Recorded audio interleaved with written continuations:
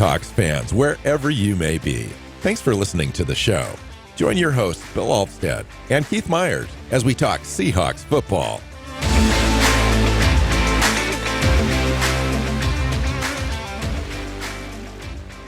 Hey, hi, Seahawks fans. Welcome back to another episode of the Seahawks Playbook podcast. I'm your host, Bill Alvstad, sitting down with co-host Keith Myers, here to talk Seahawks football.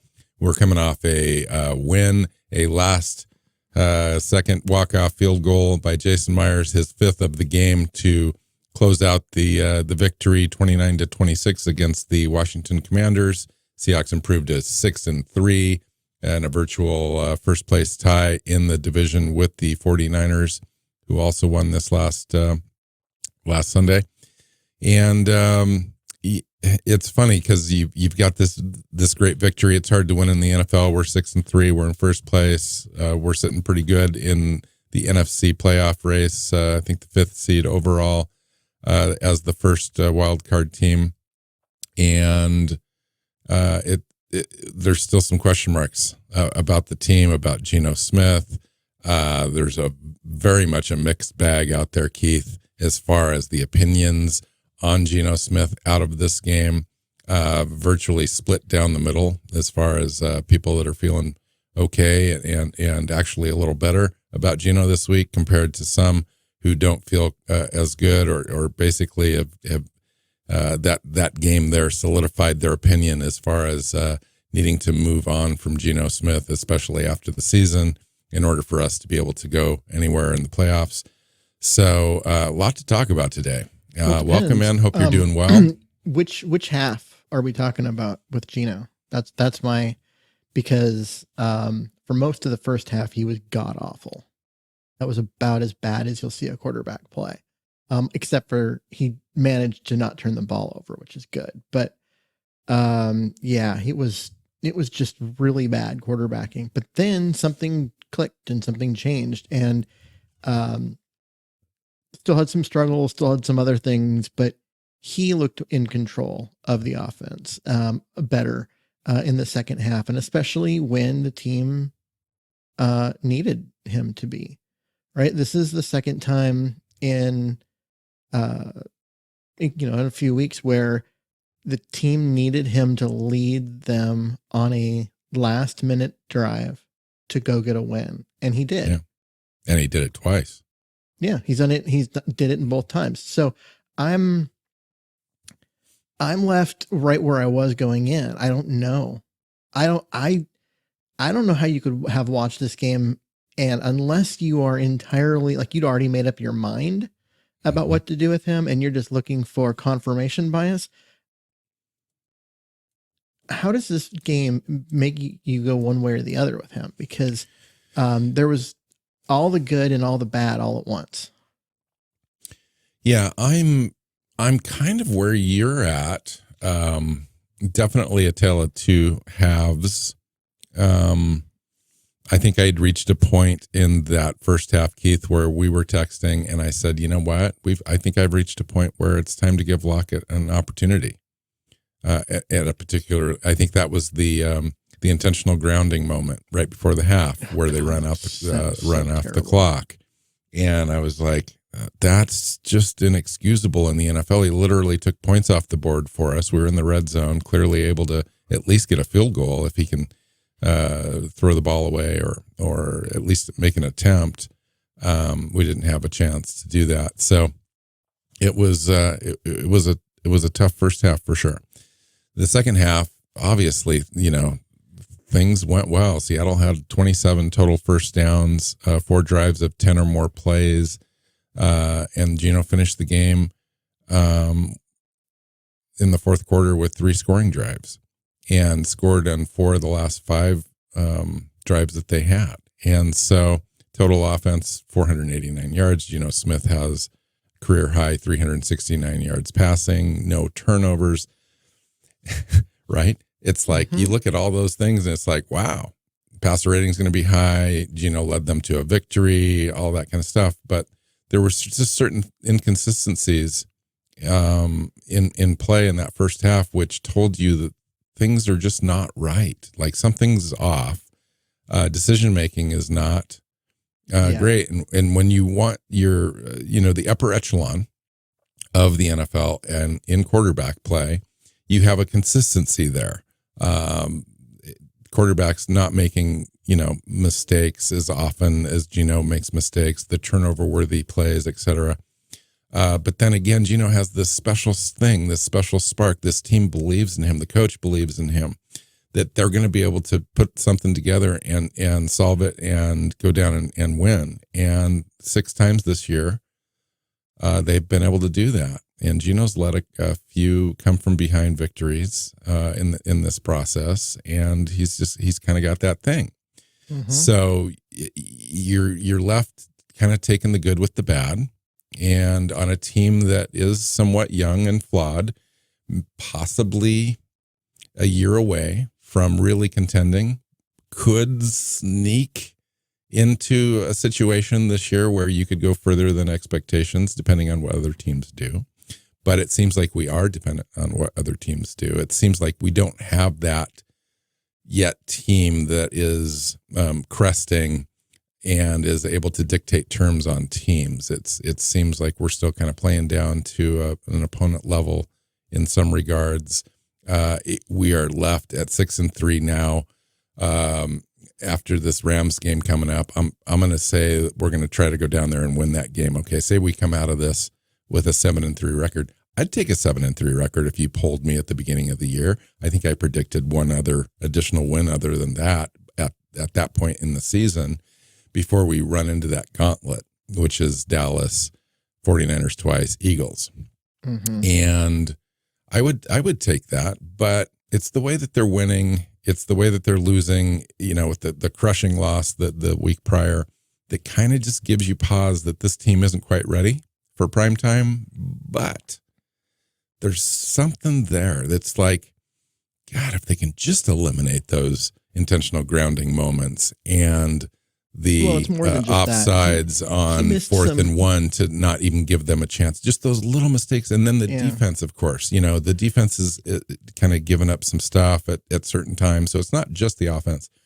If they could just figure all that out and have a complete game, we'd have this resounding spark of energy and renewed optimism and belief that this team could actually do something.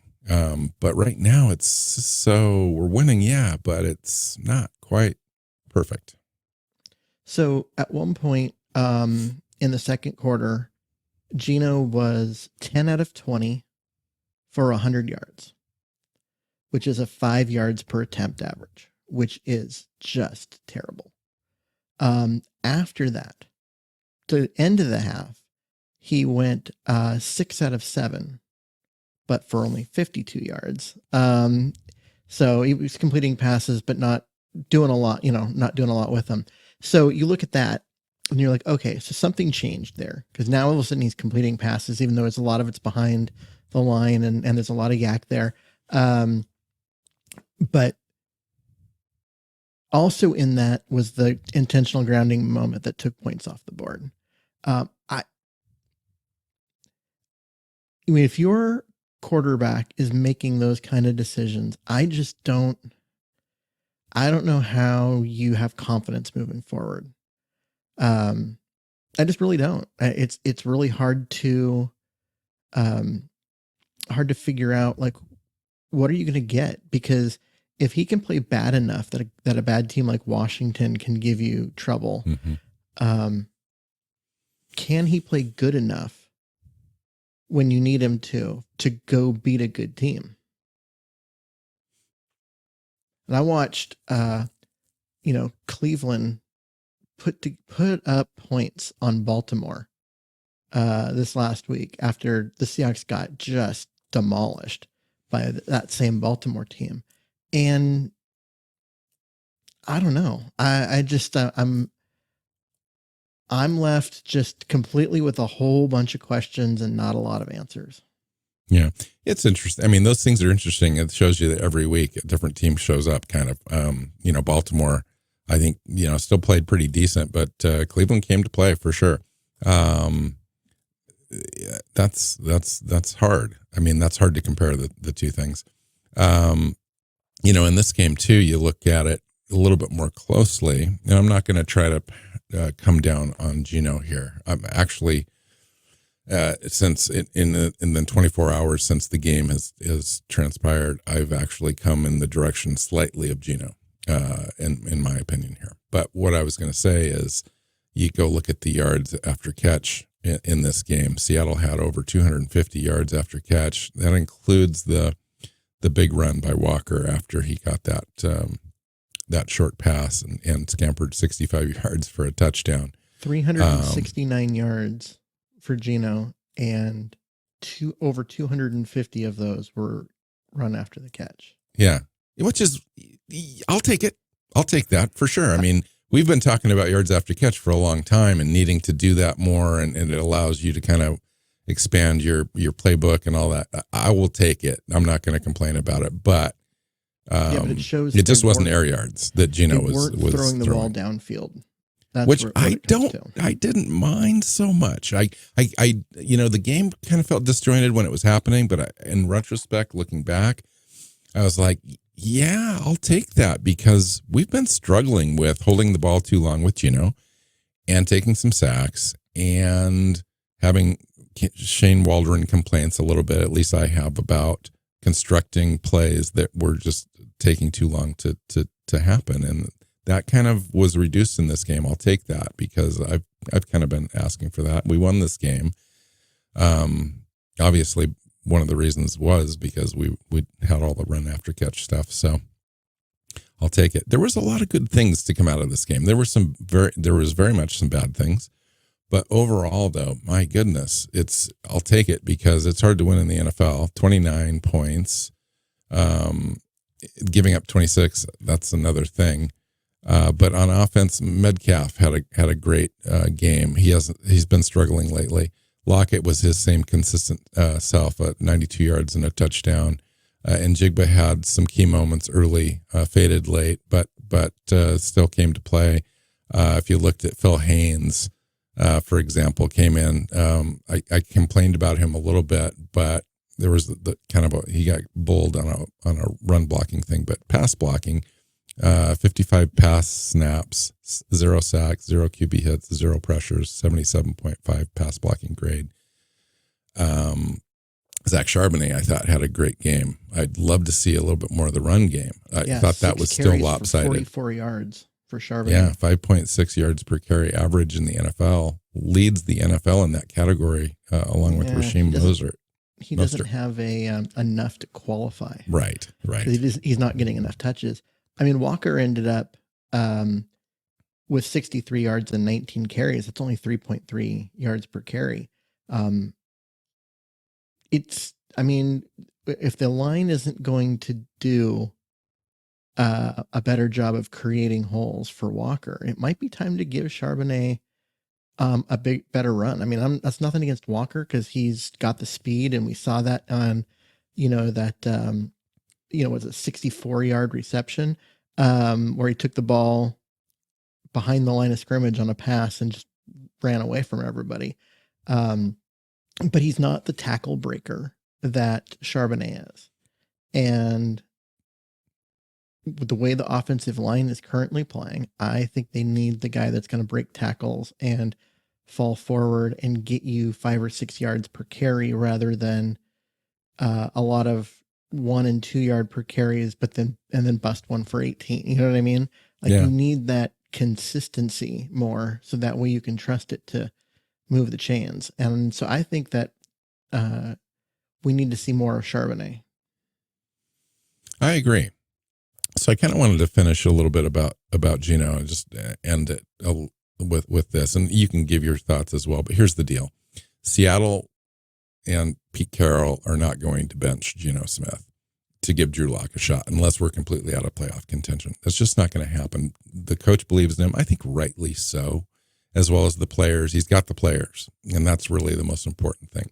Geno shows these flashes of talent, but the consistency is the hard thing in the NFL, and that's where he's needs to improve. Now, does he have an opportunity to improve at age 32 going into his third year on the planet? I don't know, because he's got 27 starts or 30 starts or something like that. He may have an opportunity to kind of learn from these little mistakes and improve in season and just do enough to get to that next level. But signs don't necessarily point in that direction. So what does that mean for this year? I think we're in it, this year with Geno. We're all in. You got to ride and die with Geno Smith because I think he gives you the best opportunity to win at this point. We're 6-3. We're clearly, in the center of the playoff discussion at this point. We've got some rough games coming up, but we do have an opportunity to get to at least 10, possibly 11 wins, I think, on the season, especially if we can get one or if we split that 4-game gauntlet. We'd still be sitting pretty good. So, but can we get to the Super Bowl and can Geno win it? Anything can happen once you get to the playoffs, but the inconsistency doesn't give me a lot of hope for that, but we'll see. And we'll just figure out the quarterback thing in the future. I don't know what that means, whether we draft somebody, whether we sign, whether Drew Lock earns a shot next year. But if you're going to pay Geno Smith $35-40 million next year to be a league average quarterback, that's not a real good recipe to win long term. And he's not the future of this franchise at that age. Mm-hmm.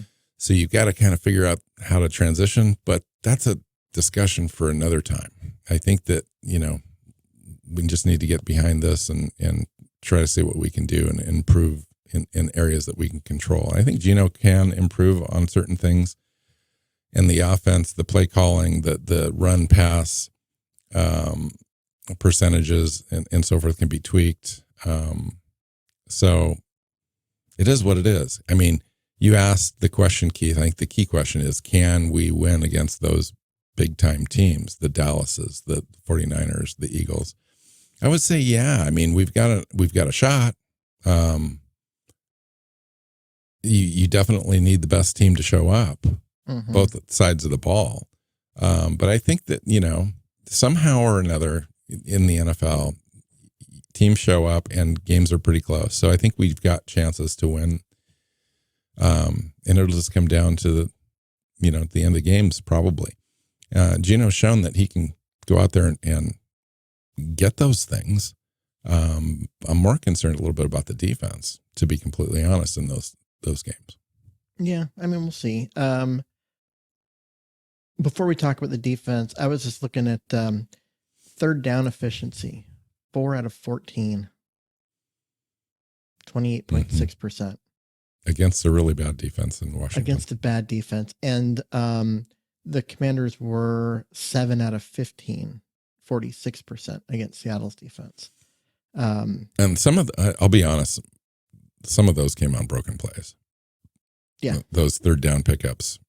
Well, and there was the big touchdown to open the game that was just a broken play. Somebody came up to make a tackle and the ball just got thrown up over his head. Boy, Mafe. Yep. And what do you expect Mafe to do? If he continues running with coverage, then the quarterback just runs up the line of scrimmage. It wasn't his job initially to contain that. Yeah.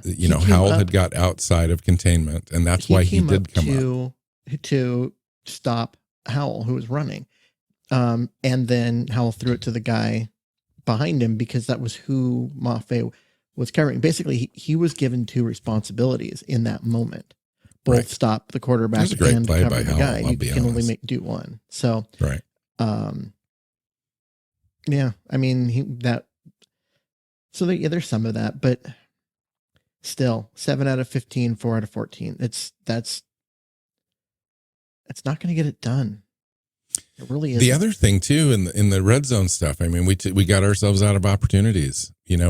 Pete was going to be aggressive in this game. He was going to go for it on 4th down. I think the opponent worthy of doing that, Washington, I think that you do that.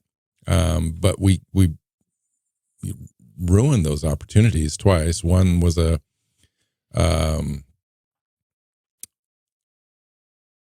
false start penalty, wasn't it? One was the false start, and I can't remember what the other one was. But basically, we were going to go for it on 4th and 1, and just and turned it into, I think, 1 punt, and then the other one was a field goal attempt by Jason Myers. Hats off to Jason Myers, by the way, 5 of 5 including the game winner. So I thought, definitely player of the game. But there was a lot of good players in this game. I had mentioned the guys on the offense. On the defensive side, I thought we did a pretty decent job overall, especially with a couple of our cornerbacks. Devin Witherspoon had 3 pass deflections, a forced fumble, 5 tackles. Reek Woolen had 6 targets, 1 catch allowed, 2 forced incompletions, a 42.2 rating, quarterback rating allowed. Bobby Wagner had 10 tackles, 2 pass deflections. Suspect in coverage again. We can talk about that if you want. Leonard Williams looked great in the middle, had a sack, and another play that really influenced another sack. Draymond Jones, I think, got that one. Boye Mafe had a sack in 7 straight games, a new franchise record. Michael Sinclair held that for 25 years, Keith. Yeah. So we had some guys show up. You watch the game and Mafe shows up on the tape. He really does. It's not just that he gets his 1 sack and then is worthless the rest of the game. He shows up all over the place. He's having a really, really good year. I just look at what they're doing defensively, and for the most part, it worked. But then what happened at the end of the game where they gave up touchdowns in the last 2 drives? It just felt like they couldn't get themselves off the field. Yeah. People will say the defense looked pretty good except for a few plays. The offense looked pretty good except for a few plays. We could have had a comfortable win. We could have had many more points. Pretty bad except for a few plays. The defense. But what I'm saying is, you say Gino converts that sack and time runoff thing at the end of the half. Say we convert one of those 4th down opportunities that extends that drive or leads to a touchdown. Well, that's what I'm saying is those mistakes made the game close, including the defensive mistakes. And the difference between Super Bowl contenders, Super Bowl teams start to separate this time of the season. Teams that execute on those things tend to win games comfortably. Teams that don't are right where we're at. We're 6-3, but we could easily be 4 and whatever. So the thing that you hear about Seattle's defense is that, it wasn't the defense. They got tired at the end of the game because, the offense had kept them on the field the whole game. Yeah. No, that wasn't true. They were 30 minutes to 30 minutes on time of possession. Yeah, they had. And so that doesn't apply. I just think that you look at, and we had long sustained drives. The last 3 or 4 drives of the game. Yeah. We had 4 10-play drives in this game. Our defense was not worn out. Yeah. And that's the thing. And the Seahawks scored on 4 of their last 5 drives. So the defense had opportunities to, rest, to get off the field, get some, get ready and come back in. And they came back in and, Washington's last 2 drives were 8 plays, 73 yards and a touchdown, 10 plays, 71 yards and a touchdown. Yeah. And they're killing themselves that they scored. And both of them came on big plays. I mean, both their touchdowns came on big plays ultimately. I don't, for me, I would like to see Quandre Diggs play a little better. It seems like, he's leaving a little bit out there. I don't know. Maybe not. Quandre is not having, like last year he started slow, was not good in the beginning, but then he got it worked out.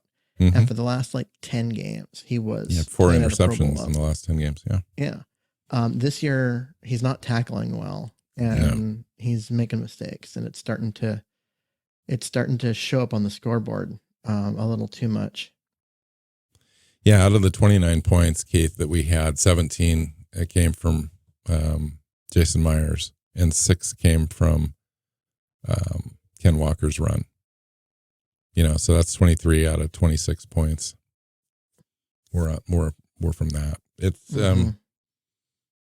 which means we we didn't complete drives, we didn't finish in the red zone, etc. So team needs to continue to work on those things. Every week is a new week, new opportunity. I don't know what else to say. We sound like a broken record. We've been saying the same thing almost week in, week out. Anywho, what do you think about talking about the playoffs really quick? I wanted to just kind of bring up where we're at currently. Seattle's the 5th seed in the NFC at 5-1. We're 5-1 in the NFC, and 6-3 overall. Next up is the Los Angeles Rams. Philadelphia Eagles are the number 1 seed. Detroit Lions, San Francisco 49ers. Even though we've got a tied record, they have a better conference record.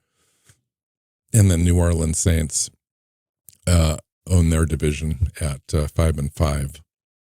But those are the 4 division leaders currently. And then the Seahawks are the 5th team, the first wild card team currently. Then Dallas is behind us. Minnesota would make up the remaining playoff teams. Seahawks, it's Dallas, amazing that and Minnesota is in that.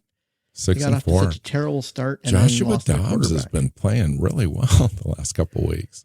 He is, which goes to show you it wasn't the problems in Arizona weren't him.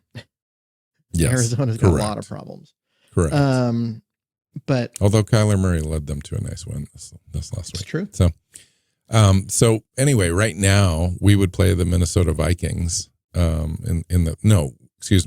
would play the New Orleans Saints in New Orleans in the first game. No, I'd take that. The Cowboys and the 49ers would face off. And then the Eagles would have the bye. What I wanted to talk about really was the strength of schedule remaining, but go ahead. Well, I was going to say, you look at that, and the Seahawks deserve to be in that conversation. Now, next week they should win this week, but then they have those 4 games, like 2 against 49ers, and then Cowboys and Eagles, and that's going to tell you if this team is for real or if they're a pretender. And you have games where you don't show up and you don't play that well. And it happens, right? Sometimes things just don't work the way that you want them to. And with all the injuries that the Seahawks have dealt with on the offense, especially the offensive line, like at some point that continuity is going to come back and it's going to turn into a thing where they may get Abe Lucas back this week, which would be a huge upgrade. And if the offense starts clicking a little bit, once it gets a little bit better blocking, there's no reason why the Seahawks can't compete in those games. I don't think right now anyone feels great about those 4 games. But they just got to keep putting the work in. As well as San Francisco looked this last week against the Panthers, they're still 6-3. They had some clunkers in there as well. Dallas, who we face, is 6-3, 3-3 in the NFC. They're beatable. They are. Mm-hmm. Now they're 12-0 in their last 12 games at home, but they're beatable. They seem to be in beat a lot the of Detroit blowouts. Lions, who are 7-2. Yeah.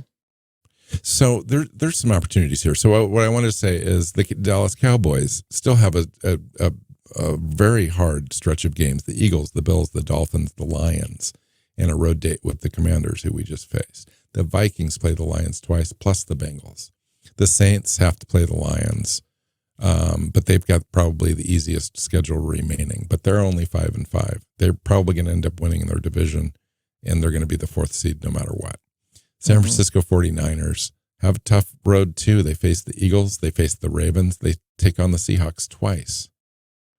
The Lions have the Vikings and the Cowboys. And then they pretty much have pretty easy games after that. Minnesota, Dallas, and then the Vikings at home. So they play the Vikings twice. So what I'm saying with this is Seattle's got a pretty good shot to go get to 11 wins. So if we win 5 more games, we're at 11. And I think that, if you take a look at the Rams, if you take a look at Dallas, if you take a look at one of those San Francisco games, and then you throw in a toss up potentially at home against the Eagles, you could argue that, there's no way. But at home, towards the end of the season, after you've gone through the gauntlet, that'll be the last game of that gauntlet. And then you've got 3 games remaining after that. The Cardinals are in there, a couple other teams. So a couple other not good teams. Yeah. And so I think that, we've got a good shot. And once you're in the playoffs, maybe if we can get a home game, anything can happen. So, and the other teams don't have, easy schedules. So I think we're all going to continue to lose here and there. And that's the NFL. Maybe Dallas, maybe one of these teams, maybe the Seahawks emerge out of this group to kind of battle Detroit and the Eagles. I think Detroit looks great. They're on a roll right now. I don't know if you saw any of that game. Detroit, there was 5 games season, except for when Seattle beat them. Yeah, there's 5 games that ended with walk-off 3-point kicks this last week. The Lions were 1. I don't know. I mean, the NFL, it's hard to win. That's why I'm not going to complain too much about this whole Geno thing and the fact that we just look discombobulated a little bit. I think that a lot of teams are looking not so perfect, and we've got a shot here with our schedule. I think to kind of, it's tough, but so is everyone else's schedule, and we're sitting pretty good right now, 6-3. Yeah, I just think that you got to beat the team in front of you. And unfortunately, there's a 4-game stretch where the team in front of you is going to be a tough game. But I'm not asking them to go 4-4 or 4 of 4, 4-0 in that stretch. If they go 2-2 in that stretch, they're set. That puts them, I agree with that. They're pretty much guaranteed a playoff spot. Agreed. So, and I don't know. I'm having a hard time getting too up in arms. I know last week I was like, the sky is falling because the team had just gotten blown out. They came back. They didn't look good, but they got the job done. They got a win when they needed it. And it does seem like the offense figured some stuff out in the second half. The play action stuff came back. We started seeing that again. We hadn't seen that in a couple of weeks. And so that was good to see, and it worked, right? It made a difference. So and those long sustained drives are hopeful. Yeah. I mean, we had 4 of those over 10 plays, and the fact that we only converted 4 of 12 third downs told you that those drives that were successful, we didn't even need to convert third downs. We were just marching and having big plays. And I think on 2 consecutive plays, Charbonnet had rushes of 10 and 11 yards, and then he disappeared after that. I don't get Shane Waldron sometimes. I don't. I mean, they should have been pounding.